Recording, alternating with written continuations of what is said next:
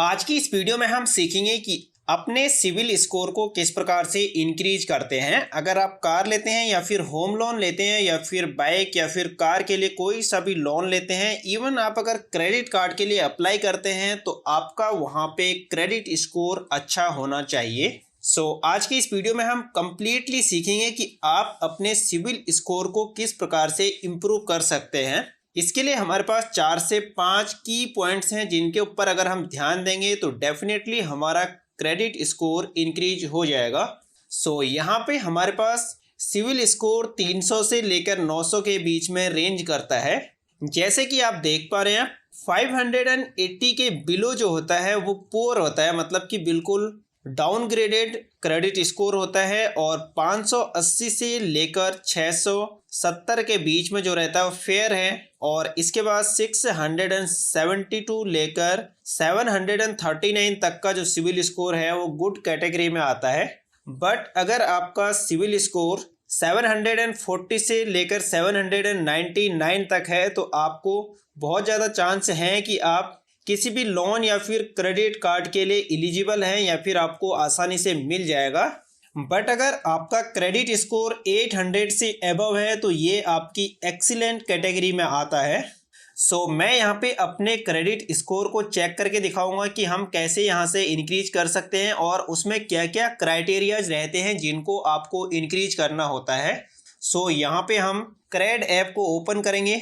जैसे ही आपने यहाँ पे क्रेड ऐप को ओपन किया तो आपके पास यहाँ पे आपकी प्रोफाइल देखने के लिए मिलेगी, और इसके बाद आपके पास यहाँ पे क्रेडिट स्कोर का एक ऑप्शन आएगा।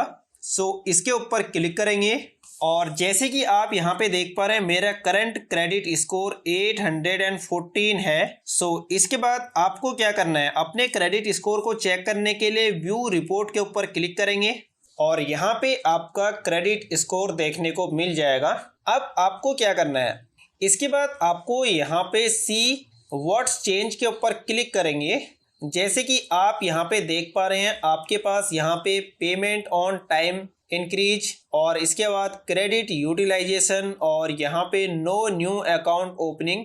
यहाँ पे हमारे पास 3 क्राइटेरिया आ रहे हैं। जैसे कि हमारे पास सबसे ज़्यादा मैटर करता है कि अगर आपने कोई भी EMI या फिर कोई भी क्रेडिट कार्ड लिया, उससे अगर आपने कोई ऑनलाइन परचेज किया तो उसका पेमेंट विथ इन टाइम होना चाहिए। जैसे कि 50 डेज का साइकिल टाइम रहता है तो उसके अंडर होना चाहिए, अदरवाइज आपका क्रेडिट स्कोर बहुत ज़्यादा डाउन हो जाता है।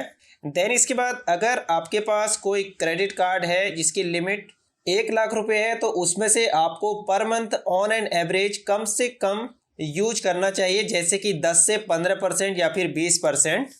और इसके बाद अगर आप कोई नया अकाउंट ओपन करते हैं तो उसका इम्पैक्ट ज़्यादा नहीं होता है। और अगर इसके अलावा आपको अपना क्रेडिट स्कोर इम्प्रूव करना है तो इसके लिए आपके पास अगर 4 से 5 क्रेडिट कार्ड हैं जिनमें से आप 1-2 क्रेडिट कार्ड को 6 महीने या फिर साल भर से यूज नहीं कर रहे हैं तो उसको बंद कर देना चाहिए, जिससे आपका क्रेडिट स्कोर इम्प्रूव हो जाएगा।